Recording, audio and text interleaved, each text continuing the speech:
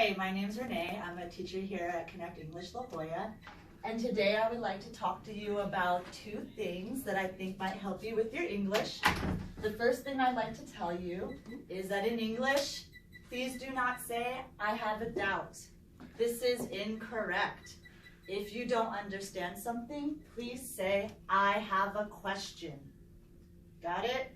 Not, I have a doubt. I have a question.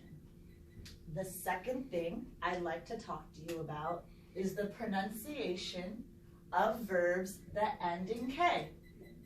In the past tense, we add ed, but the pronunciation is a T. For example, talk, talked, walk, walked, look, looked. So thank you for listening. I hope this helps you with your English pronunciation and keep studying.